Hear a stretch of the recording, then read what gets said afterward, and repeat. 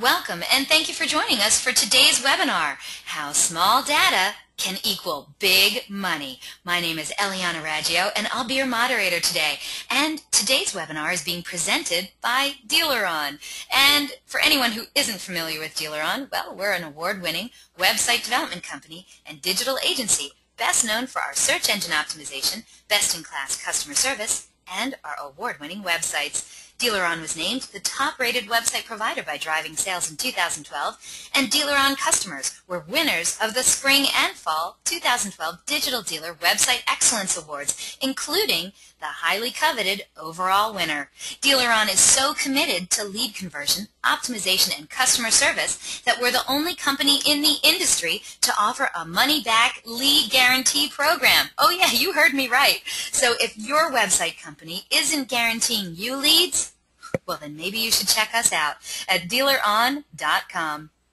And we have a great show in store for you today. We're very pleased to have Kristen Judd as our presenter today. Kristen Judd is the president and one of the co-founders of Three Birds Marketing, a marketing software and solutions company focused primarily on the automotive industry.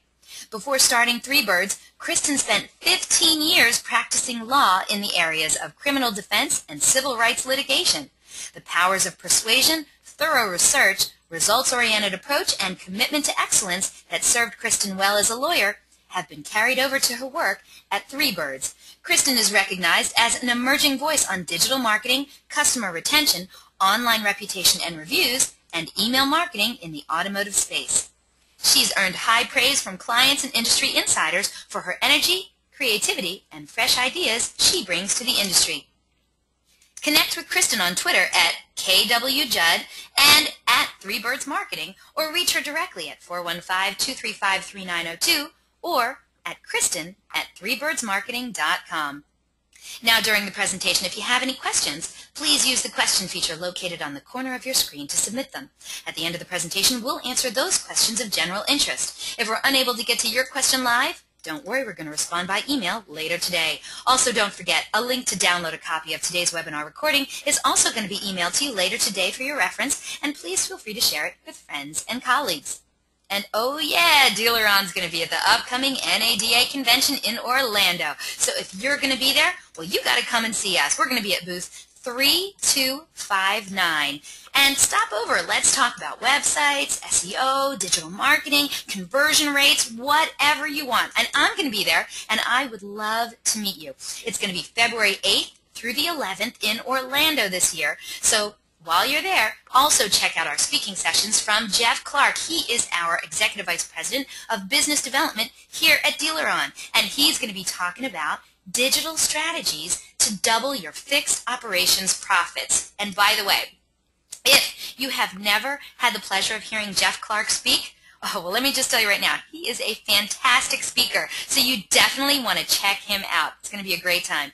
And also, our great friends at Three Birds Marketing are going to be at the upcoming NADA convention too. They're going to be at booth 185. That's so easy to remember, booth 185. So don't be shy. Stop by and say hi and find out about their amazing integrated marketing software and solutions and their mobile and tablet adaptive newsletters and sites. It's going to be a great time in Orlando. I hope you can make it.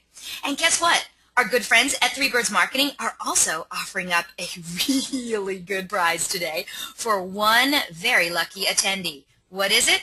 They're going to be giving away 6 months of their House solution to one very lucky winner.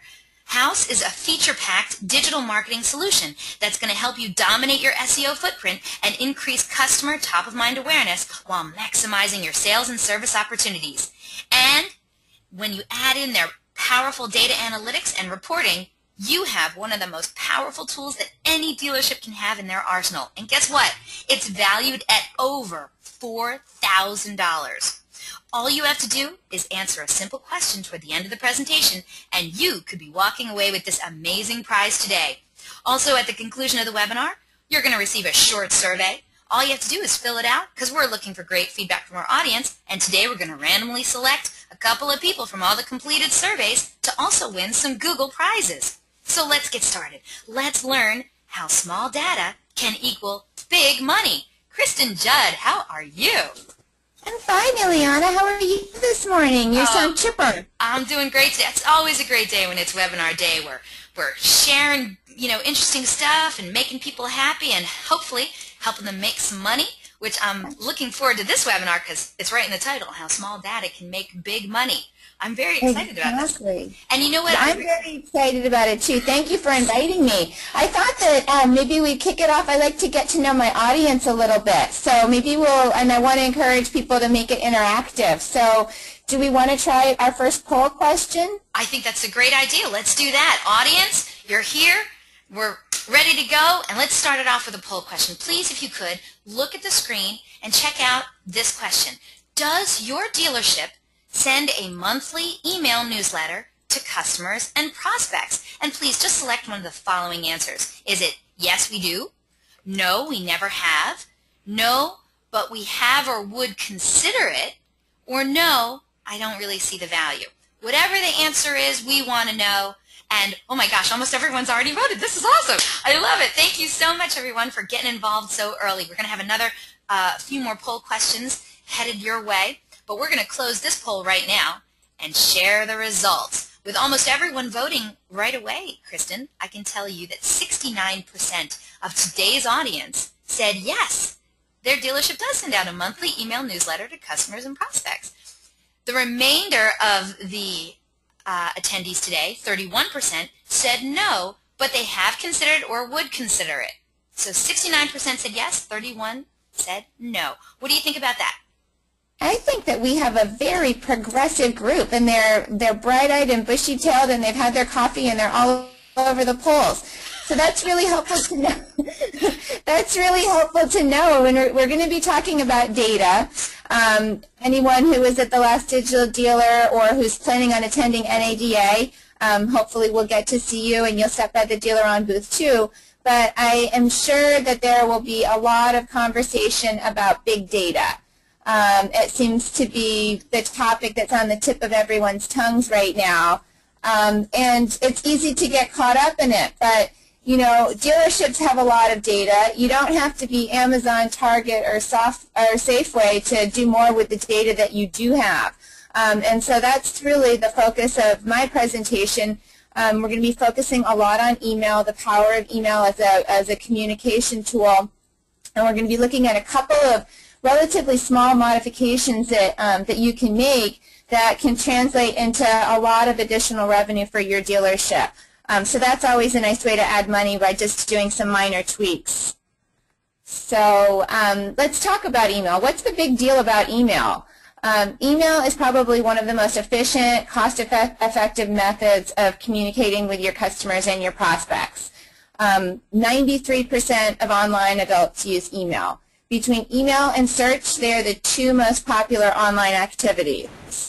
For every $1 you spend on email, you can expect a return of approximately $40. So that's awfully nice ROI on your investment in email. Statistics also show that 3/4 of all consumers actually prefer permission-based email for their marketing messages. So customers want to receive your emails. It's one of the preferred communication channels. And sometimes we're asked, well, with all the focus on social media, is email still relevant? Aren't people primarily communicating through other channels? And the studies show that even the heaviest social media users are still using email even more. So great. Email's cheap. You get a big return. Let's go to the email teller machine and start blasting, right? I didn't know there was an email teller machine. Well, I think I've seen one in a couple of dealerships, but when you have that weekend sales event that you forgot about, or your numbers are a little bit lower, you go to the ATM and you start blasting. Not so fast. I want you to think twice about that. So we considered some alternate titles for our presentation. Houston, we have a problem. More is not always more. Step away from the send button was another one that we considered. Extreme Makeover Email Edition. Okay, I do like that one. Email intervention. But But all kidding aside, this is really about taking a look at your data and finding the hidden power in the numbers. So, why don't we just jump right into the numbers? And, well, wait a minute. That's kind of boring, isn't it? It would be boring to just look at spreadsheets. And this presentation's not going to be boring. I want to really reach out and grab everyone by the lapels and maybe make you think about your email practices. So what we did is we conducted a study.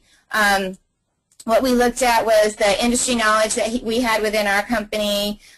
We gathered input from automotive groups, general managers, internet directors, and trainers. We looked at generally accepted industry statistics. And then we looked at performance data on more than 5,600 bulk email campaigns, communications that were sent by auto dealers. And that totaled up more than 74 million individual emails that were sent out to draw some of these conclusions. So what we saw was that the average dealer database size of records with email addresses is approximately 23,000. So we're going to use that as a number for illustrating some of the points that we want to get across here. So let's take a look at how you build that database. You work really hard to collect this data. First-party leads, your organic leads to your website are definitely one source of data collection that adds to your database. Third-party leads, if you're using a lead provider. Other lead sources might be from leads from your manufacturer, or if you're a part of a group portal, showroom traffic.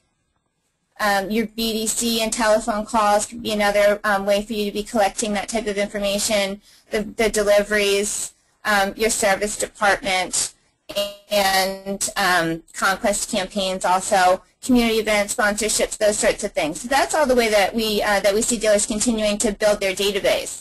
So if we look at it from the front end, let's also take as an example, like an average mid-market dealership website that's having about 7,000 unique visitors a month. And then let's look at some of the data that Stadium came out with recently based on the average automotive website conversion of about 2%. You could expect about 140 leads from your website. Now, of course, if you're a DEALERUN customer, you'd be getting a lot more leads, but we'll just go with the industry average of 140 leads. So, so that 140 would be, and a number that you're seeing added to your database each month. From there, you're going to set appointments. From there, people are going to show up. From there, you're going to make sales. So we also take a look at how you're growing and maintaining your database through the back end.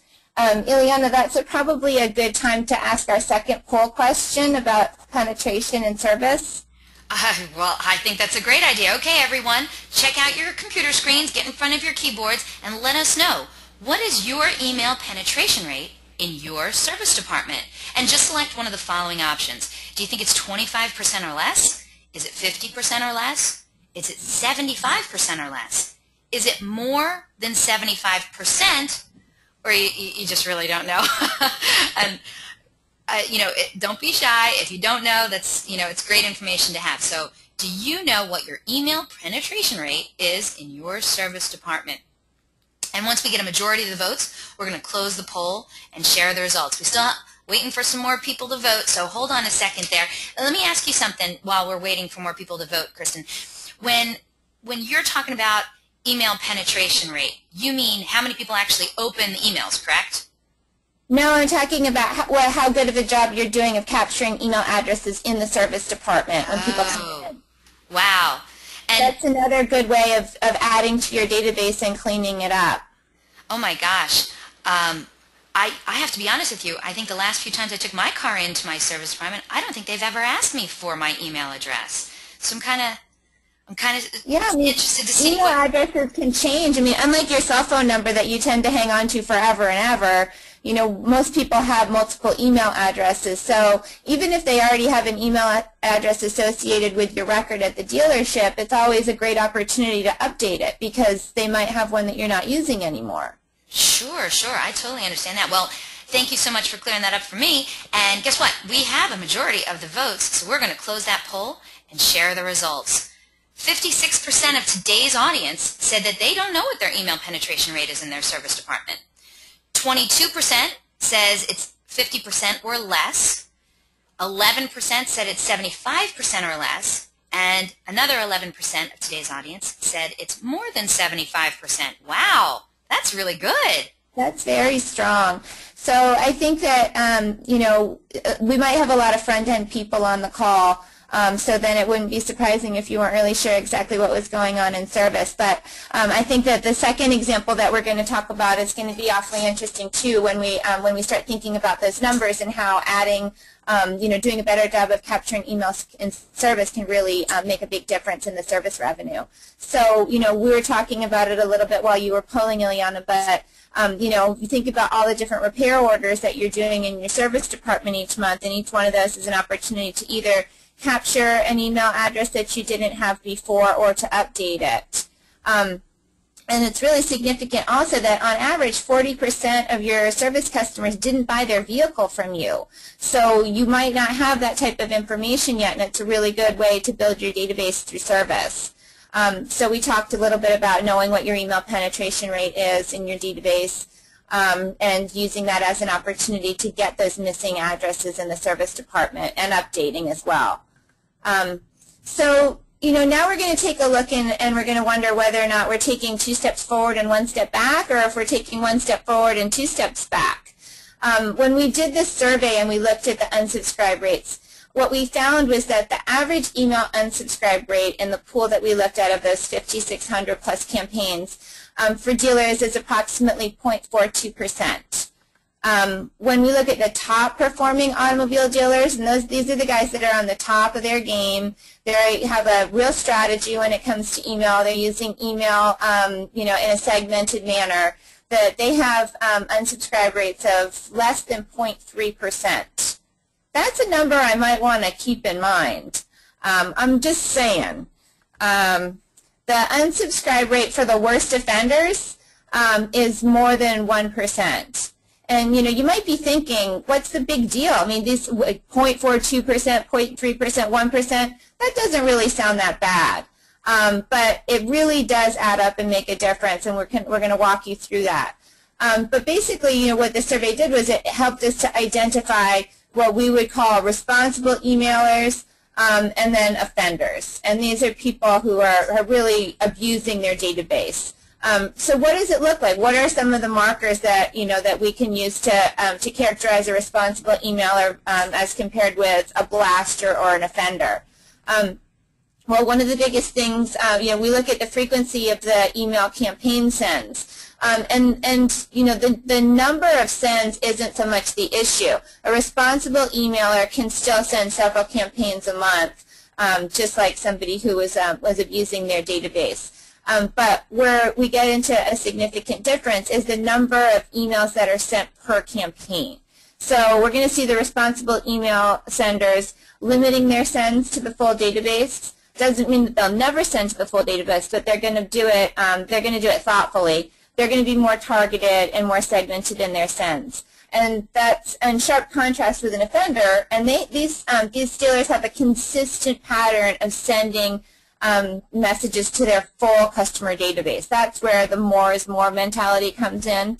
The messaging of a responsible emailer is going to be tailored to the customer preferences, their position in the vehicle life cycle, as well as what they've raised their hand to.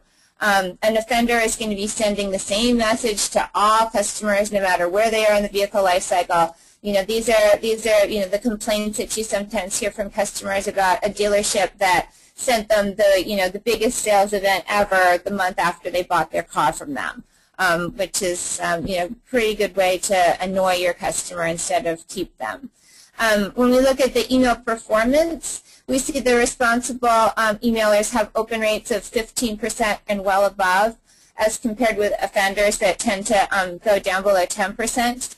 And then we have that big divide on the unsubscribe rate, with the responsible emailers at less than 0.3% and the offenders, it not being uncommon to see them having an unsubscribe rate of over 1%.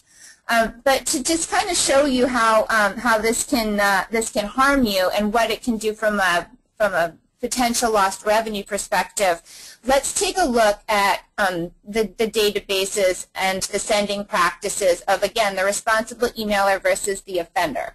And so we'll start again with that average database size of 23,000 records with email addresses for both. So let them start their emailing. So with that 23,000, we're going to add 140 to each from the website conversion example we went over earlier. Now, our responsible emailer is going to do 4 campaigns a month. They're going to do 1 newsletter to their full database of 23,000 people, and they're going to do 3 targeted emails to 3,000 people. Our offender is going to send 4 email campaigns to their entire database of 23,000. So, Ileana, this is probably a good time to ask our other polling question. I'll just pause for a second. Let's do that. We want to know from you on the webinar today to answer this question, finish this question for us. The question is, we email our full customer database with a newsletter, sales, service, and or event announcement email campaigns, and please select one of the following options. Do you do it once a month, 2 times each month, 3 times each month, more than 3 times a month, or whenever we need to drive traffic? We want to know. And once we get a majority of the votes, we're going to close the poll and share the results. Votes are coming in now. Thank you so much for voting. I know this is really, really important. So how often do you email your full customer database for whatever reason during a month? Is it once a month, 2 times a month, 3 times a month, more than 3 times a month, or whenever you need to drive traffic? And we're going to close this poll and share the results now. Well, Kristen, 56% of today's audience said they do it once a month. No one said they do it twice a month. No one said they do it 3 times a month. However, 22% of today's audience said that they do it more than 3 times each month. And 22% of today's audience said whenever they need to drive traffic. Well, I think we have a pretty good sampling. So let's keep walking through the example, and I think this is going to open some people's eyes. Okay. So that means our responsible emailer, when we add up all those emails, they're sending out 31,000 individual emails as compared with the offender who's sending out 92,000 total emails. If we apply the average unsubscribe rate of 0.3% to our responsible emailer, that means that there's 69 people that they can't email anymore because they've unsubscribed, as compared with our irresponsible emailer that has lost 920 people. So when we look at, just looking at that one addition, like one of the significant ways that you build your database with your website conversions, the responsible emailer who added 140 people from website conversions and lost 69 from unsubscribes is still plus 71. Whereas our offender that added 140 contacts through website conversions and lost 920 through unsubscribes is negative 780. So let's put some more numbers behind that. And the idea here is to be putting it in perspective. This is where I'm trying to reach out and grab you guys by the lapels. So and I'm not saying that this is how you would replace those lost emails, but just to put things in perspective. If you were to go out and try and replace those unsubscribes by buying third-party leads, and we accept as sort of an average that the average cost of a third-party lead is about $21. 780 lost email contacts at $21 is $16,380. Oh my gosh, in a month. And that's 1 month. Now maybe you wouldn't buy them through third-party leads, but let's look at this a different way. So let's look at the long-term cost of irresponsible emailing practices. So let's just say, what's your PVR? I'm not going to make people poll on that, but just to take a pretty conservative number, we'll say your PVR is $1,000. We'll also say that, your database is probably 75% customers and 25% prospects. So if we take 75% of those 780 lost contacts, that's 580 people. We know that your customers are going to close at a higher rate than people who you don't have a relationship with. So your opportunity to close your customers again in the future is usually 50-50 odds. So if you lost 50% of those sales of the 585 people, that's 292 and a half. And if we multiply that times your PVR of $1,000, that potential loss of repeat business is $292,000 and change. Oh my gosh. So that, that 1% unsubscribe doesn't seem so insignificant or trivial anymore. And just to present this one more way, if we look at the loss of lifetime value, we know according to many different sources, NCM Institute, during your vehicle life cycle of approximately 4.5 years, a dealership customer will either add another vehicle to their household or refer a sale. And so if we take our customer unsubscribes and multiply that times our conservative PVR, that's that 585 number times your conservative PVR of $1,000. That's $585,000 of additional potential lost referral revenue. And I'm just going to pause and let that sink in for a minute because, it just makes it a lot harder to brush off this idea of like, oh, it's a percent or it's less than a percent of unsubscribes that I'm losing every time I abuse my database. And this is through 1 month's worth of unsubscribes. So what does this all mean? I presented these examples to be intentionally dramatic, but putting numbers behind them really does help to illustrate the significance of not really thinking about emailing, blasting month in, month out to your entire database. So some additional points to consider. Some level of attrition is always going to happen. It's inevitable. And it's expected. People are going to move. People are going to change their email address. People are going to sell their car and potentially go with another brand. So to set as a goal having no unsubscribes or no attrition is unrealistic. But you can try and manage it better. The other thing is that the point of this example is not to say that sending to your entire database is always bad or that sending segmented emails is always good. It's really just to encourage people to put a little bit more thought. And the goal is to be sending relevant, optimized messages to groups of customers or all customers that prompt recipients to go to your website, submit a lead, make a phone call. That needs to be a core component of your marketing strategy. And why? This is basic stuff because we want to fill that funnel that we were looking at the beginning in terms of more unique visitors to your website, more conversions, more appointments, more show-ups, more sales. We know also that your first-party leads are going to close at twice the rate of third-party leads. So, we can work smarter, not harder. Let's sell to people that have indicated an interest in doing business with you. We know that loyal customers close at a higher rate than prospects. So let's keep those loyal customers close and continue the relationship. And it helps to improve retention. So that was, that hopefully people are like are thinking more about email practices. So another example that we want to talk about is going back to one of the earlier polling questions that we asked about, your email capture rate in your service department.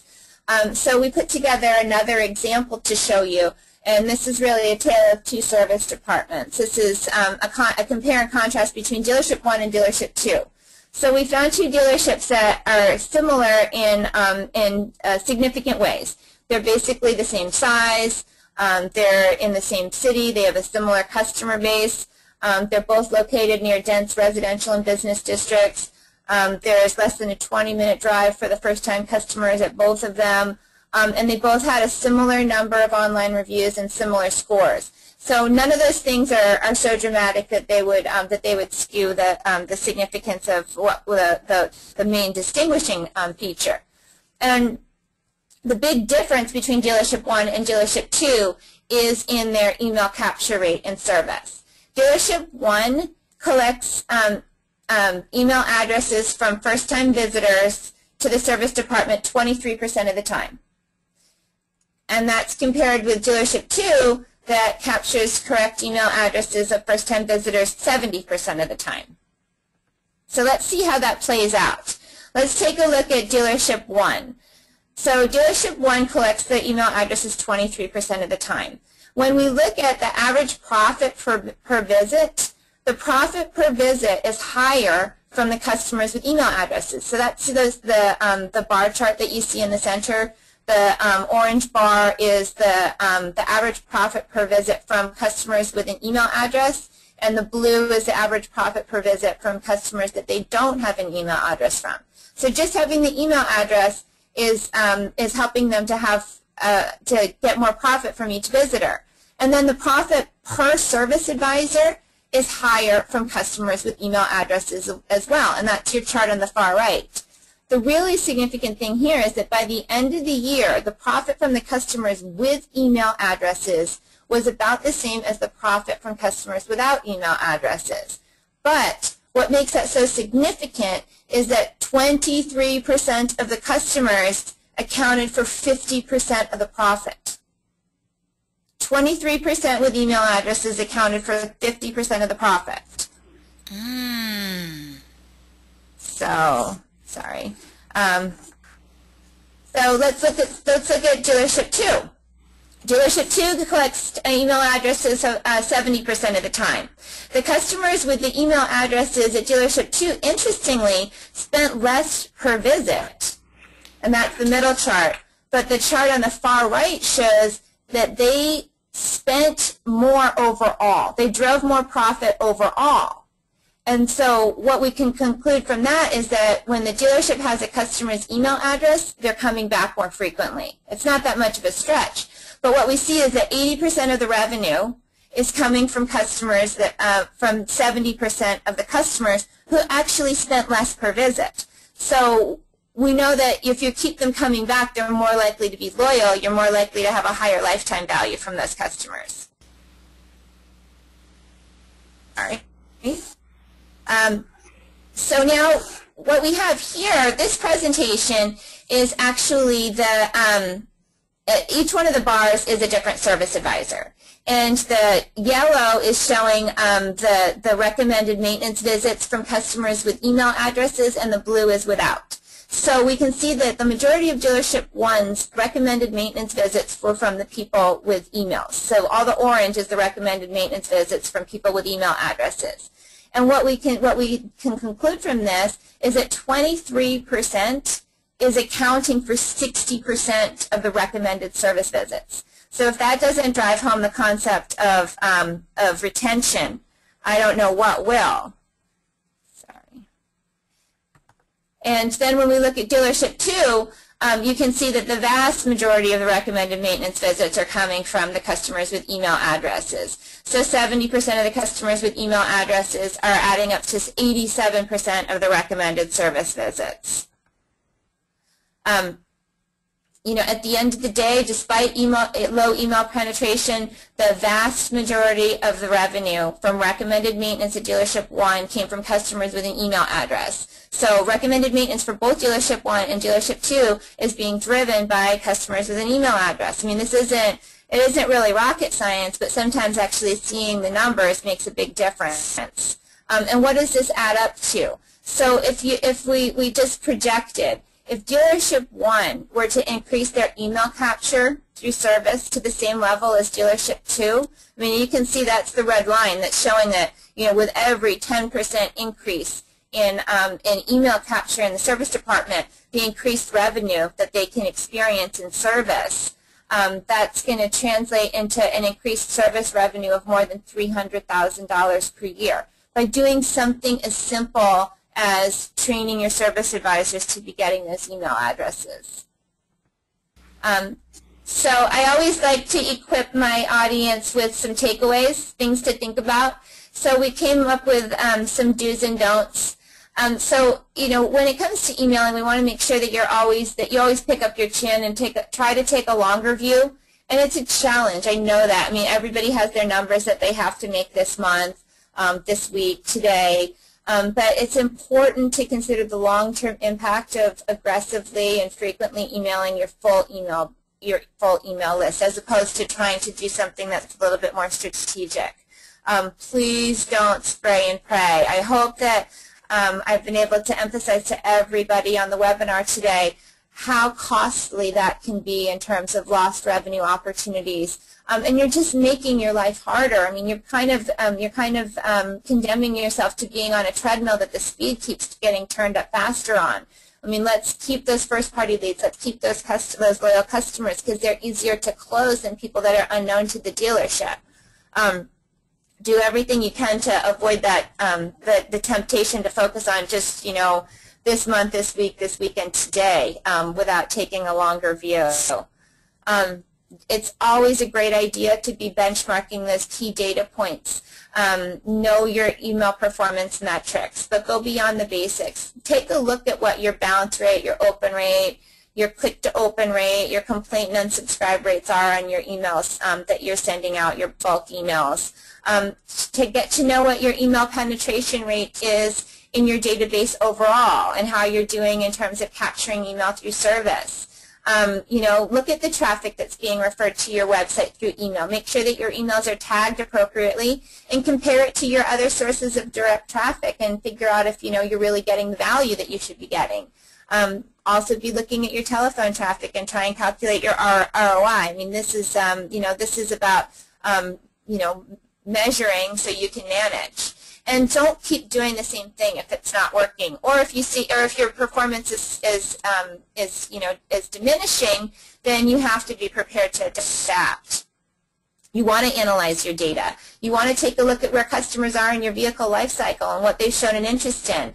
Now, all those customers out there, all the people on the call who were saying that they were sending out email newsletters, that's a really great way to take a look at the data and figure out what the most popular content is. What are your customers saying that they're interested in? And doing follow-up campaigns or making follow-up calls that are based on interest and tailoring your messages accordingly. You're going to see a much better performance rate when you do it that way. But also don't conclude that it's never a good idea to send an email message to your full database. There are software retention marketing pieces like your newsletters, like your annual events that are perfectly appropriate to be sending to your full database. But just don't default to sending to your full database. Think about what your follow-up plan is before you send an email campaign. Are you going to do a follow-up targeted email based on what people interact with? Are you going to make a telephone call? Do you have a BDC that could be doing follow-up calls? Is your internet department set up to do that? Could your service advisors be making some calls? Don't leave anything on the table, because you have to think about it like this. When you think about that, it's typically about 7 different touches that a consumer needs to do business with you. So an email is a great start, but you know, do what you can to nurture that. Whether, you know, not everybody who gets an email is going to do exactly what you want them to do. They might need another nudge. They might need the call. They might need the targeted follow-up email campaign. Do everything you can to be maintaining and updating your customer data. Take a look at the hard balances. Make sure that you are taking advantage of the service department as an excellent opportunity to be updating and capturing additional email addresses. And don't always think that just because you have an email address that it's current and valid. And that's where service can do a great job of updating. Look for data that you can use for training purposes. So, you know, one of the GMs that was one of our first customers had said to me, I want data I can market on, but I want data I can train on too. Because that's super valuable, and that's really where the second example of the email capture and service comes into play. Look at your email capture rates in the service department and isolate it down by service advisor. Are there certain service advisors that are, you know, that are just really don't see the importance of getting that email address, and they're entering no email at noemail.com? That's something that you can absolutely train somebody on, and we saw in the example how much that can add up to from a revenue perspective. And just don't accept that there's nothing you can do about it. Use your tools. Make email address a required field if you have to incentivize or disincentivize service advisors to be capturing email if that's what it takes to get their attention and make them understand the importance of it. So I hope that that was valuable and that we opened people's eyes a little bit. Seriously, there were parts during your webinar when you were telling us how much those leads were, those lost leads were. My mouth was open. It was like I was agape. I just cannot believe how much that cost people or dealerships. Well, we were a little bit shocked when we actually started putting the numbers behind it because, when you're talking about something in isolation, it's easy to, to kind of shrug it off, like, especially with something as little as unsubscribe. I mean, who really thinks that something that's, a percent could hurt you that much or add up to those kinds of numbers? So, we were blown away when we started putting numbers behind it, and that's the thing that that really puts things in perspective, I think, is to attach a dollar figure to it. My goodness, definitely eye-opening, so thank you so much for that. We do have some questions to get to from the audience, but I believe first we have a little bit of business to take care of, don't we, Kristen? I think so.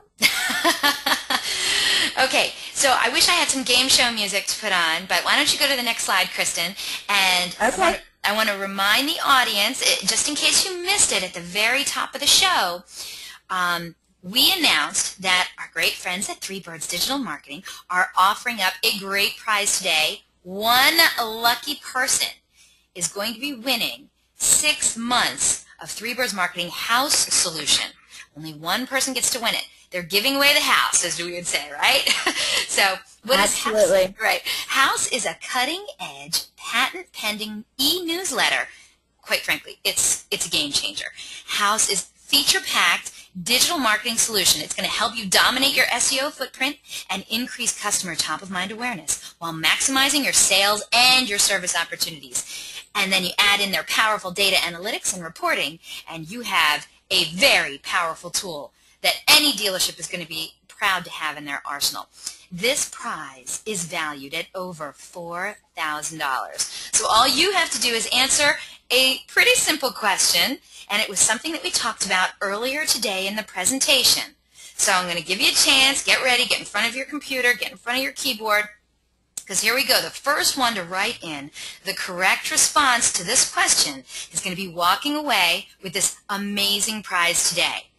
It's over $4,000. What? Okay, so get ready. Here we go. First person to write in the correct response. I'm looking right now. I'm waiting for the correct responses to roll in. Gets to win this prize. The question is, and you might have remembered Kristen saying this earlier in the presentation, top performing dealers have an unsubscribe rate of less than what? Oh my gosh, first person to write in got it. I love it. I love when people pay attention. Thank you so much. This is such a smart audience. Everybody ate their Wheaties this morning. Oh my goodness. I am so pleased. Okay. And I want you to know we did have a couple people who did write in the correct response. But the very, very first person who was quick with the trigger finger was Eric Dion. Eric Dion. Eric, way to go, man. If you could write in and let us know what dealership you're from, we'd be very, very pleased to find out and give you a proper congratulations. Eric Dion is with Ideal Nissan. Oh my gosh, Ideal Nissan. He also says thank you. Just so you know, Ideal Nissan has a pretty darn good capture rate themselves. So, Eric, congratulations. Looking forward to see how House works out for you. Let us know how that works out for you, okay? So we're going to move on to some questions from the audience. Eric, congratulations. Very, very pleased for you. Okay, first question comes to us from Allison, and she says, oh, this is a good question for you, Kristen. She says, how do you go from being an quote, irresponsible emailer, unquote, to doing targeted campaigns without losing traffic? That's a great question, Allison. So, Kristen, what do you have for Allison? How do you go from being an irresponsible emailer to doing targeted campaigns without losing traffic? It is a great question, and it's something that we've certainly had to address with our clients from time to time. We have some you accept your clients where they are when they come to you, and we've had clients that have been very, very email dependent. And they've felt strongly that if they weren't blasting their full database every week, that they were really going to feel it in terms of their website traffic and their telephone traffic and even their showroom traffic. And so what we had to do, it's not a cold turkey situation. Basically, the way that we work with our clients is to try and dial things back a little bit. It's a gradual process. So oftentimes we'll start by segmenting out their lists and trying to be sending, taking into account where people are in the vehicle life cycle. So if somebody is consistently sending sales-related messages to their full database week in, week out, what we'll try and do is focus on the prospects. You can be emailing your prospects more frequently because they've said they're in market and they're shopping for a vehicle, so that's appropriate. Maybe you want to draw some kind of a cutoff line in your database, so maybe people who are 2.5 years into vehicle ownership, and create a pool of those people. And you can lead their email messages with a sales-related offer. And maybe you're going to divide that into 2 or 3 parts. So instead of hitting those people every single week, you're hitting them, you're dividing it up 1/3, 1/3, 1/3, and they're getting fewer messages that way. And then the people who are on the front end of the vehicle life cycle, you need to be hitting them less frequently, and you want to be hitting them with something that's more of a service-related message. I mean, these are just broad stroke responses, but you don't have to, go cold turkey and really feel that dip.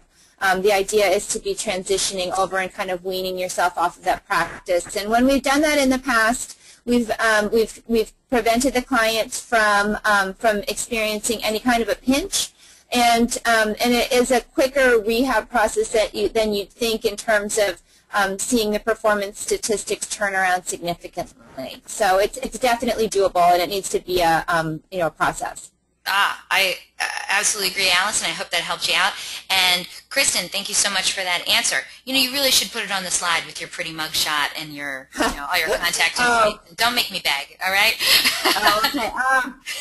I was all done. I relaxed. Oh, you're not done yet, baby. All right, we got some more questions from the audience. George wrote in. He wrote in, what is the maximum number of email campaigns per month? So I guess he's asking, how many campaigns should we be doing a month?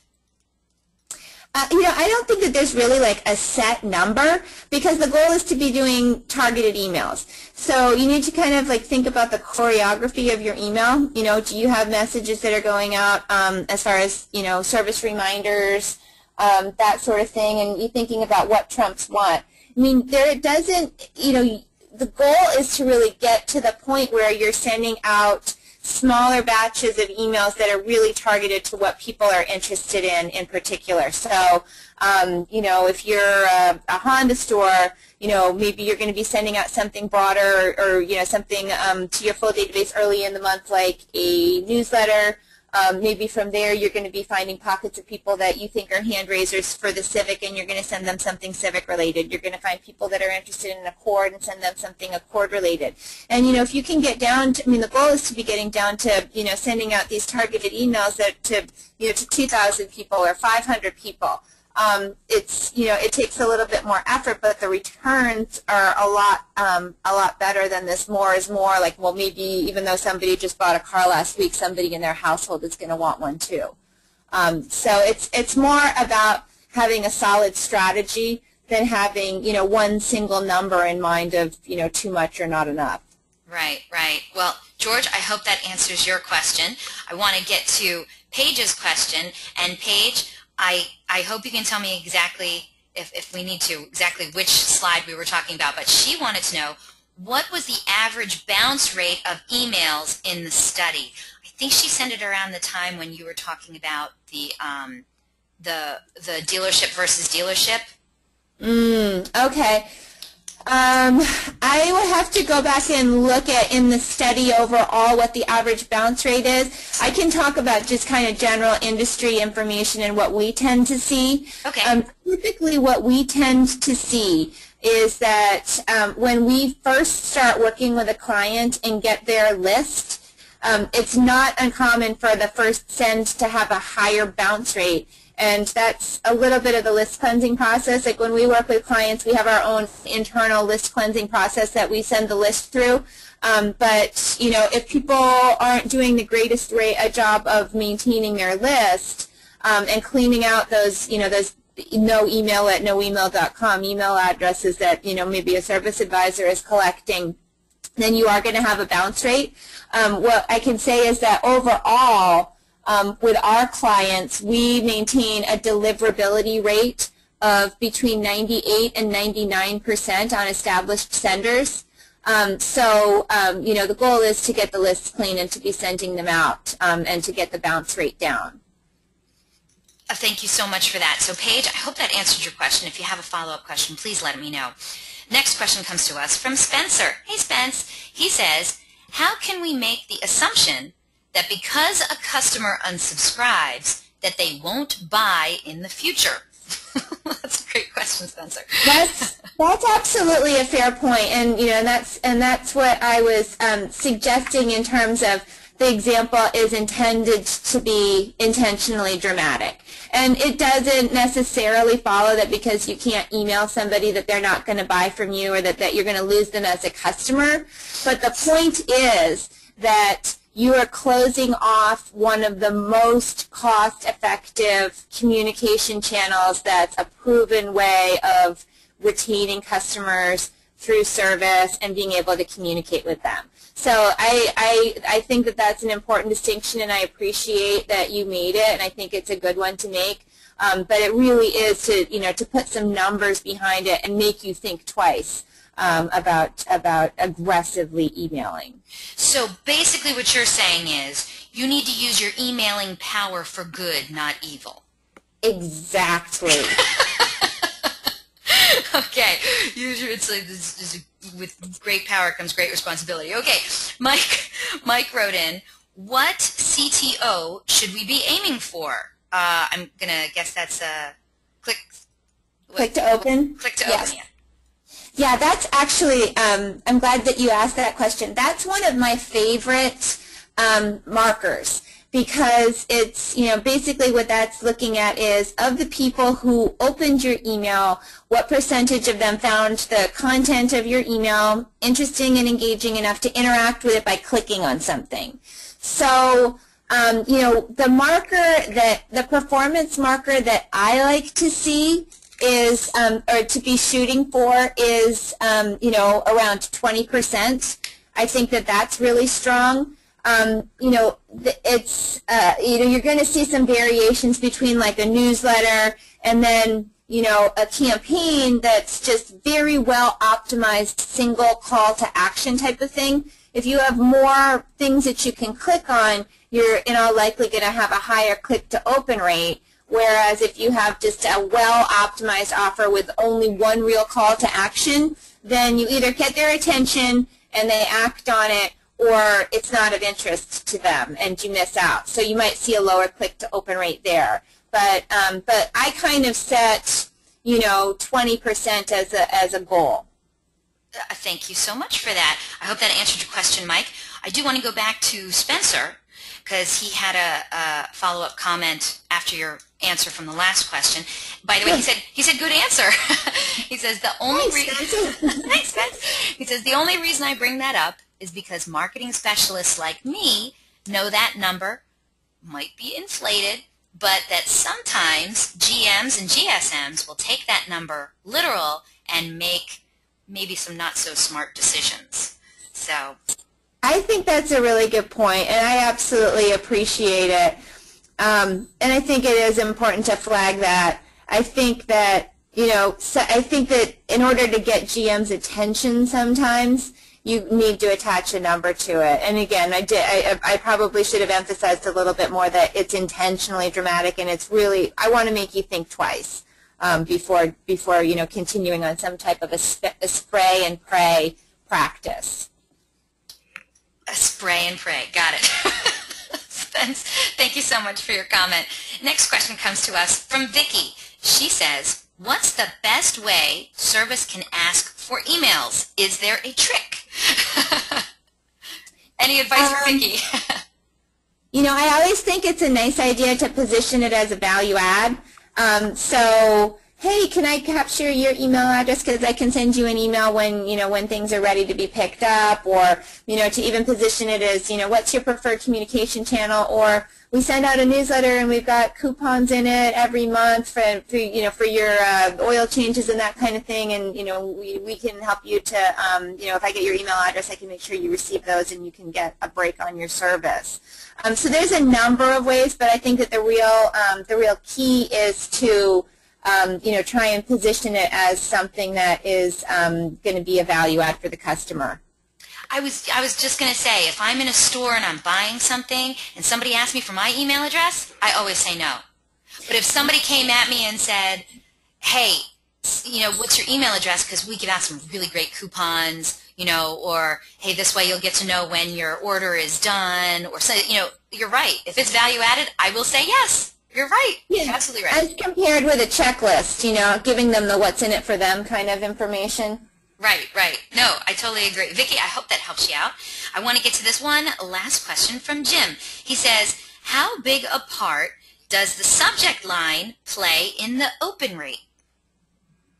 The subject line is probably one of the most significant drivers in open. Recognizing the sender is part of it, but a subject line, really when you get something in your inbox, the subject line is largely what's going to dictate whether or not people are going to decide to open it. The other thing on open rate that's a little bit tricky is, sometimes if you get your email in Outlook, it's not going to have the images, and then you have the option to click to download the images. Some email reporting won't count it as an open if people don't download the images, but you can still see the email. So open rate is a little bit tricky that way.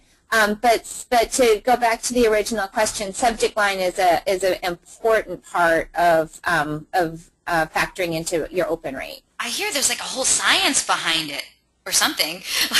like you can't use this word. For sure. Yeah, there absolutely is. I mean, that's something that we certainly study. I could do another webinar on most effective open rates.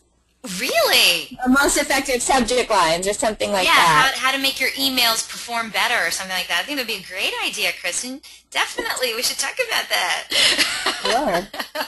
Well, thank you so much. Let me tell you, that was just really awesome. I love when we do webinars where it's all about the numbers and you can really see it. You seriously floored me with some of those numbers. Just crazy. It was really crazy. So thank you. Thank you. I appreciated the opportunity, and I think that we had such an engaged audience and some really, really excellent questions and comments, so I appreciate that. Well, we're going to have you back sometime soon. We'll talk some more about how to make your emails more effective. That's a great idea. And, of course, we're coming up to the very top of the hour, so right on time. Any questions that weren't answered during the time allotted are going to be answered by email later today. And I want to remind the audience that a link to download a copy of this webinar recording is going to be emailed to you also later today for your reference. Please feel free to share it with friends and colleagues. Today's webinar is going to be posted online within 24 hours. Just go to dealeruron.com/webinar. And there you can also view our upcoming webinar schedule and access any of our past webinars too. And this webinar is going to close out in just a minute or two. You're going to receive a short survey. Please fill it out because we're always looking for great feedback from our audience. Today we're going to randomly select a couple of people from all the completed surveys to also win some Google prizes. And DealerUn is going to be at the upcoming NADA convention in Orlando. Right, Kristen? Yes, and I have a little lag time, but there we go. I love it. So if you're going to be there, well, we want to see you. So come out and visit us. We're at booth 3259. I'm going to be there. We're going to have lots of our team members there. We'd love to meet you. As you know, it's February 8th through the 11th in sunny Orlando. Anything to do to get away from this cold weather.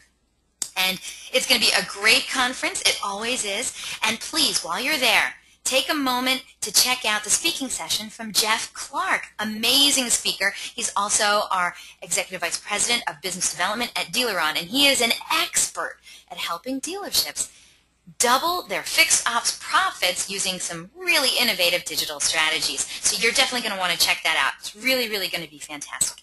And not to be outdone, of course, Three Birds Marketing is also going to be at the upcoming NADA convention. They're going to be at booth 185, booth 185. So don't be shy. Go over there, say hi, talk to them about all kinds of stuff. They're doing some amazing integrated marketing software and solutions.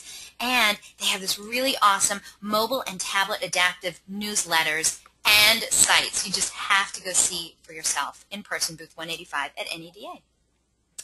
And invitations are going to be going out tomorrow for our next webinar, which is Keys to Maximizing Second and Third Party Leads. Now, really, the question is, are you satisfied with your ROI and closing ratio from those second and third party leads? Really? Well, if the answer is no, well, then this webinar is for you. Mark McGurran, partner at PCG Consulting, is going to take a deep dive into unlocking the potential for those lead sources and give you proven tactics and strategies on how to maximize your ROI and sell more cars to those leads. You're going to walk away with word tracks, template examples, a sample workflow, what is working for dealers all across the country. So if you want to learn the keys to sell more cars to second and third party leads, then this is a webinar you can't afford to miss. It's going to be another fabulous presentation by your friends at DEALERUN. And don't forget, DEALERUN's weekly webinars are held every Thursday, 12 noon Eastern, 9 a.m. Pacific. And we have some really amazing webinar subjects planned for this year. But if you have any questions, comments, or suggestions regarding these webinars and our topics, then please feel free to contact me directly. Again, my name is Eliana. I love hearing from you. Track me down online on any one of the automotive social networks or email me directly at eliana@dealerun.com. Thank you all so very much for spending this time with us today, and we hope to see you all on a future webinar in our continuing education series. Have yourselves a good one.